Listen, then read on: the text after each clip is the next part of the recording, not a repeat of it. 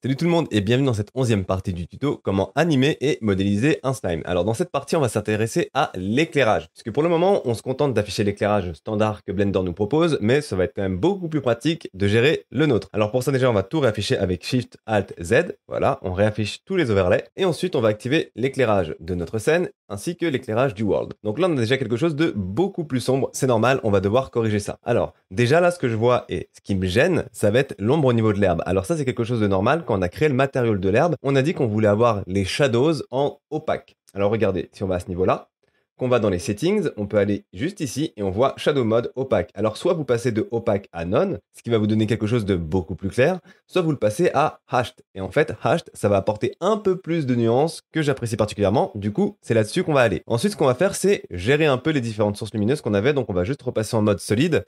Comme ça, on va vraiment voir où elles sont. On va sélectionner cette source lumineuse. Et ensuite, on va passer en mode rendered qui est juste ici. On va aller en mode caméra avec 0 et on va voir un peu ce qui se passe. Donc déjà, on va passer le power de 355 à 400. Comme ça, ensuite, on va légèrement le rapprocher. Juste comme ça, on peut même passer en vue de dessus avec 7 et le bouger avec G. Voilà. Ensuite, on va prendre cette source lumineuse juste ici et on va passer de 230 à 300. On met 300, on valide, et on va retourner en mode vue de caméra avec 0 pour voir un peu ce que ça change. Donc là, je vois que globalement, mon slime a plus de lumière, c'est très bien. Maintenant, on va sectionner la lumière qui est juste derrière, donc ça doit être celle-ci, voilà. On va se remettre en mode vue de caméra avec 0, et cette fois-ci, on va juste agrandir la taille du disque. D'accord? De cette manière, regardez, je vais avoir le reflet sur le haut du slime qui va être un peu plus grand. Là, c'est très bien, et j'ai passé la puissance à 250.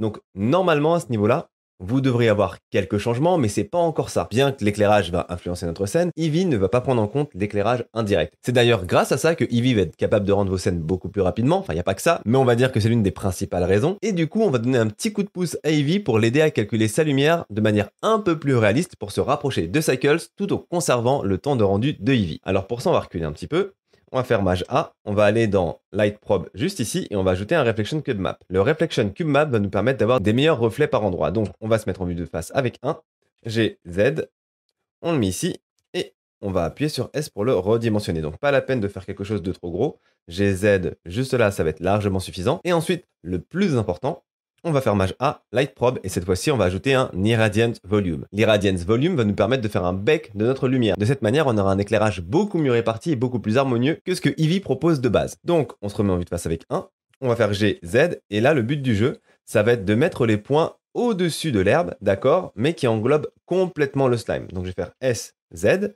on va le rétrécir, G, Z, je vais le mettre légèrement au-dessus de l'herbe. Là, on est bon. Il faut surtout pas que les points touchent la terre, d'accord? Donc, sur l'herbe, ça peut encore passer, mais il faut pas que ça touche la terre. Ensuite, on va se mettre en vue de top avec 7. On va faire un petit SY, très léger. Voilà, pour essayer de se rapprocher un peu plus de notre slime. Et SX, pareil, voilà, ici, on devrait être bon. On va se remettre en vue de face avec 1. Et cette fois-ci, on va aller dans les Object Data Properties qui sont juste ici. Et on va jouer avec la distance de manière à englober un peu plus le socle. Donc jusqu'ici, ça devrait aller. Ok? Avant de vous montrer le bake, on va déjà voir le résultat sans le bake, d'accord? Alors, pour avoir le résultat sans le bake, on va dans Rendering et on va déjà appuyer sur F12. Donc là, ce qu'on peut voir, c'est un premier résultat sans avoir bake notre image. Mais d'ailleurs, ça me fait penser à quelque chose. Regardez, on va retourner sur les layouts. On va sélectionner notre particule émetteur qui est juste là. Et on va regarder au niveau du système de particules si on a bien décoché le show émetteur dans Render. Donc là, ce qu'on peut voir dans Render, c'est qu'on a le show émetteur qui est coché. Il faut le décocher. Voilà. Et on va juste refaire un rendu.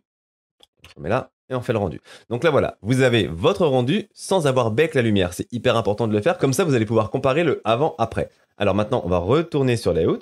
Ok, juste là, on va se remettre en mode vue de caméra, mais bon, ça c'est pas une obligation. Et maintenant, on va aller dans les Render Properties qui sont juste ici. On va aller cocher le Screen Space Reflections, là on est bon.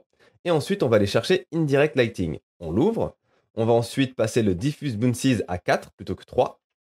Et il ne nous manque plus qu'à faire un petit bake indirect lighting. Donc on clique dessus, ça peut prendre plus ou moins de temps selon la puissance de votre ordinateur. Maintenant que le bake est terminé, on va aller dans Rendering, on va passer sur le slot numéro 2 et on va faire un F12. Et là, regardez, ça c'est le après, et là, avant. Alors pour voir le avant-après, vous faites J ou Alt-J. Et là, on voit qu'il n'y a pas photo, on a clairement un meilleur résultat avec le baking que sans le baking. Voilà, donc après, c'est vraiment à vous de jauger si vous préférez sans, mais d'une manière générale, avec le baking, c'est quand même beaucoup mieux. À la rigueur, ce qu'on pourrait essayer d'améliorer légèrement, ça pourrait être le reflet qu'on va voir juste au-dessus de notre slime. Donc pour ça, on va sélectionner la lumière qui est juste derrière, donc ça doit être celle-ci. Voilà. On se remet en mode vue de caméra avec 0. Et on va jouer avec la valeur power de cette lumière, mais il va pas falloir aller trop loin au risque d'avoir beaucoup trop de lumière sur notre scène. Donc je vais la passer à 350. On refait un bake, ça c'est hyper important. Dès que vous changez quoi que ce soit sur votre scène, que ce soit la position d'un objet, la création d'une lumière, etc., vous refaites un baking. Ça c'est le côté un peu galère, mais franchement le résultat en vaut vraiment la peine. Donc on refait un bake, voilà, on retourne sur rendering. Là, je vais me passer sur le slot 3 et je vais refaire F12. Je vais faire Alt J pour aller sur l'ancien. On voit qu'il y a légèrement plus de lumière, surtout sur le côté droit. Juste ici, regardez. Voilà, j'ai chassé un peu les ombres. Mais honnêtement, je suis pas sûr que ça apporte tant de différence que ça au niveau du reflet. On peut le laisser et à la rigueur, si on voit que c'est vraiment problématique pour la suite, on pourra légèrement diminuer la puissance de la lumière. Eh bien écoutez, je suis content de vous dire que pour l'éclairage, en fait, on a terminé. Comme on avait déjà mis en place l'éclairage en 3 points grâce au plugin que je vous avais conseillé, on a juste eu à ajuster la puissance des lumières et à placer le Reflection Cube Map ainsi que l'Irradiance Volume qui est juste là. Une fois que c'est fait, concrètement, on n'a plus grand chose à faire à ce niveau-là. Vous pouvez toujours à la rigueur jouer avec les différentes couleurs de l'éclairage en 3 points ou ajouter d'autres sources lumineuses si vous voulez avoir quelque chose de vraiment personnalisé. Mais honnêtement, dans notre cas, ça suffit largement. Dans les prochaines vidéos, on va voir comment faire pour jouer un peu avec le compositing, histoire de rajouter un arrière-plan ou alors peut-être le modéliser directement. On va voir, là-dessus j'ai toujours pas pris ma décision et si vous avez une idée en commentaire, n'hésitez pas à la mettre. Et d'ici la prochaine vidéo, comme d'habitude, portez-vous bien et je vous dis à la prochaine. Salut!